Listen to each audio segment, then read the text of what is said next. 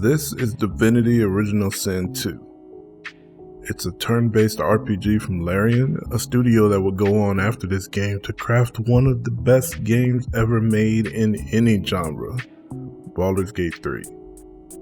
Today I want to talk about how every time I play Divinity 2 or BG3, I think about how the things that make these games so great could help so many other RPGs out there appeal to so many more gamers. So what do I mean by that? Do I mean that every RPG needs to be turn-based? No, absolutely not. While I love turn-based strategy, I'm fully aware that plenty of people do not. Lots of people refuse to even try Baldur's Gate 3 because they hate even the idea of turn-based combat, and while I don't understand it, it's their choice to make. Really, I'm talking about all those other things outside of combat that Larian puts extra effort into in order to make sure that everyone can play the way they want to. Take difficulty, for example. In your average Final Fantasy game, the game devs may make a fight tougher by making a boss have 48 billion health or be capable of killing your whole party with one flick of the pinky toe. But Larian games are built different. Each fight is sort of a puzzle. Enemy types, placements, unique abilities, environmental hazards, and yes, enemy health play a part, but an enemy won't just wipe out your whole party with one move and laugh. Every enemy strategy can be countered with a smarter approach. Yes, you could say that even the most overpowered JRPG boss can be countered in a similar way, but I'm not talking about crazy overleveling and infinite Phoenix downs. I'm talking about truly changing the way you approach the situation. Larian might give you 8 different choices for how you handle a situation, and that means you can approach it the way you really would. You don't need to do it the right way that somebody else did it. You can do it your own way. Here's another example. Lots of people love to play their games alone.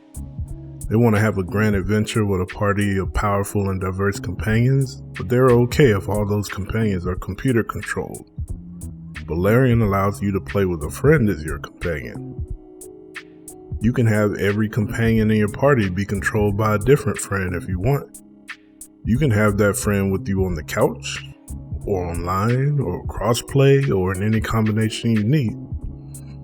That's really going above and beyond for your player's convenience.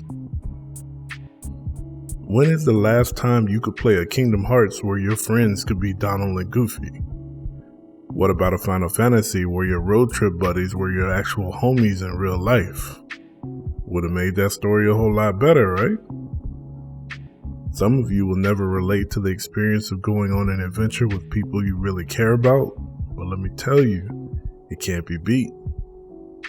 And what about if, like me, you find the diversity of characters in a lot of these RPGs to be very lacking? Larian's got you covered there too, because every player can customize their own character. You can take the characters Larian has created into the adventure if you want, or you're free to make your own. You can put yourself into the game, or create a whole new persona that's nothing like you. This would instantly spice up the plain oatmeal worlds of some of these JRPGs that are coming out today, wondering why they just don't connect with players like they used to. Ultimately, I would just like if more of these upcoming RPGs took ideas Larian innovated and ran with them. It seems like to me, if a relatively small indie developers like Larian could take the time to put all these options into their games so that players can play the way they like, then these big AAA companies should be able to do even better, right? But I want to hear from you all. Have you played one of Larian's masterpieces? Do you think other genres of RPGs can learn from how Larian does things to make games more players can appreciate? Talk to us down in the comments below. See you guys later.